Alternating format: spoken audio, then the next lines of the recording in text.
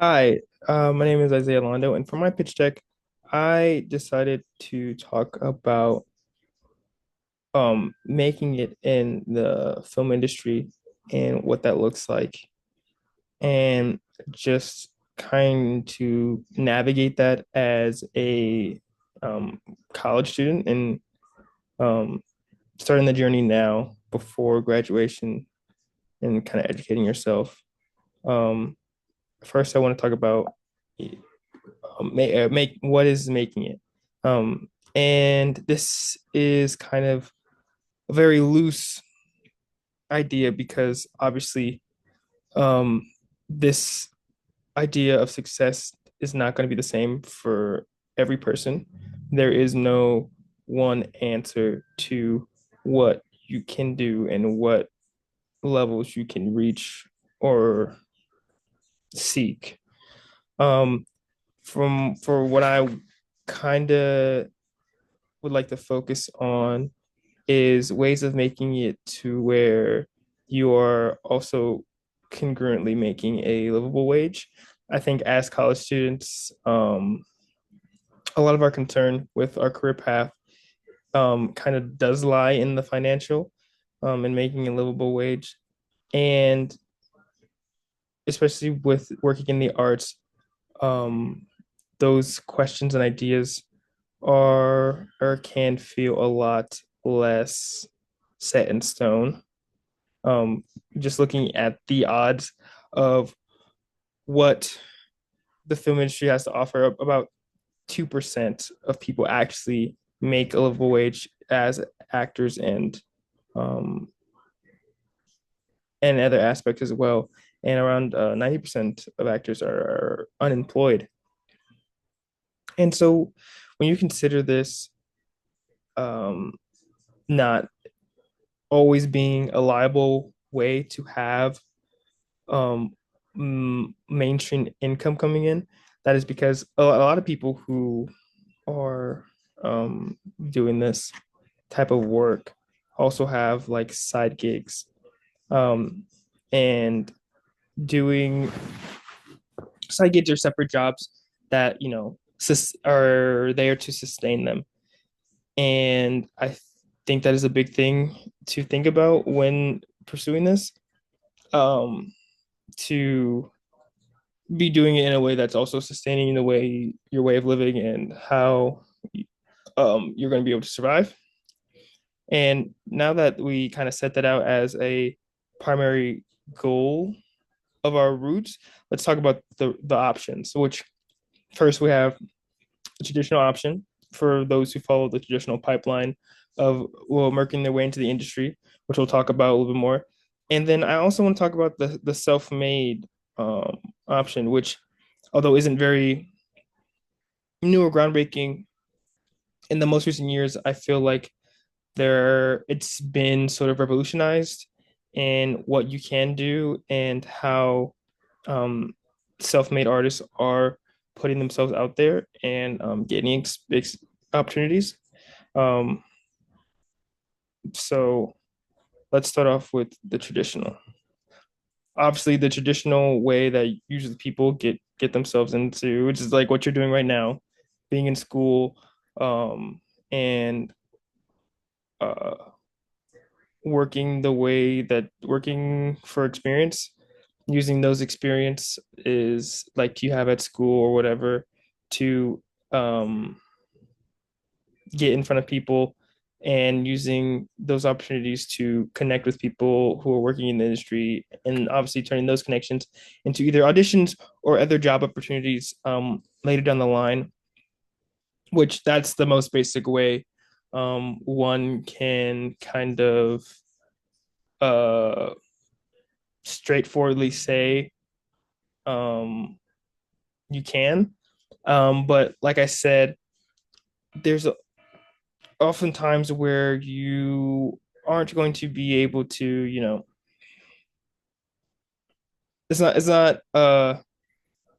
as many opportunities as possible. Like um these ways of doing it are so few and in between of getting even coming from the networking part. A lot of us are doing the experience, but often are stopped with the networking because in this business is very who you know. Um, but I wouldn't let that discourage you because there are other ways built in to this traditional system that one might not know of that expand your networking capabilities um, bigger than one might think. And I want to go to reference this by bringing up the Warner Brothers Access Program, which is a system that is kind of built into the traditional um, pipeline of making it, but it's not necessarily traditional. Uh, I work at Warner Brothers as doing security there, um, and they have this Warner Access program that provide employees that aren't traditionally in creative positions or production positions to use their current affiliation with the company to jump into those type of roles. So every 6 months, like for example, for every 6 months, Warner has this access program, which is basically an apprenticeship that allows people who, like I said, aren't working traditional production work to kind of jump into that um, kind of line of work and potentially, follow that same traditional uh, pipeline of gaining that experience through the apprenticeship, then using that experience to network, and then hopefully turning those networking and connections into opportunity.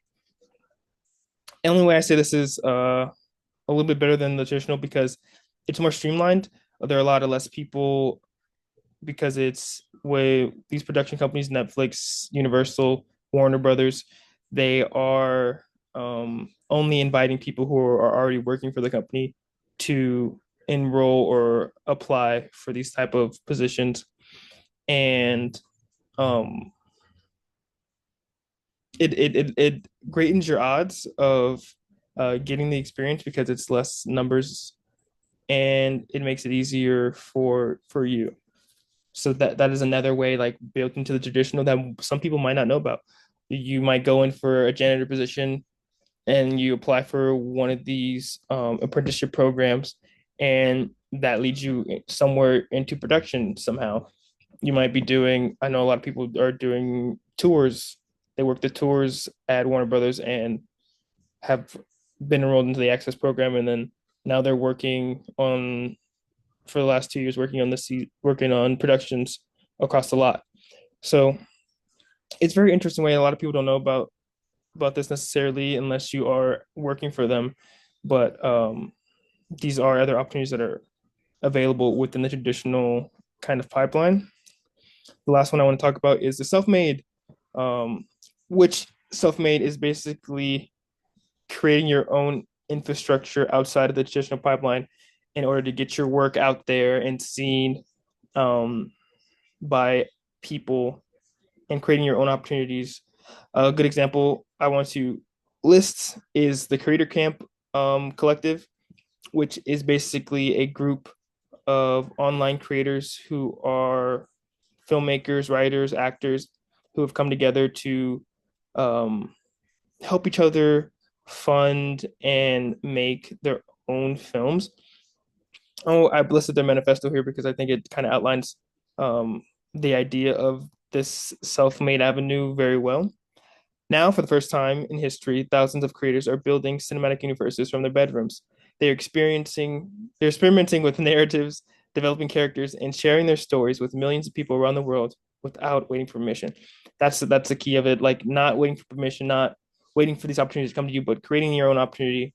Um, uh, there's a poster for a recent film that they just made called Two Sleepy People, which completely creator funded, um, completely creator or social creator written, independent writtenly acted in, shot, um, and they released it across the U.S. for over 30 theaters, and this wasn't listed as at the time I was making this presentation, but they recently just made a deal with AMC, which is really big to kind of distribute the film even more. And I it's prime example of creating your own opportunity, not waiting, and being a part of something that's way bigger. And it doesn't it's not necessarily waiting.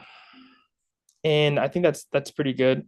I think that this is probably the most viable way for a lot of people of taking that initiative outside of the other opportunities, because the other opportunities you are kind of at the mercy of other people's discretion.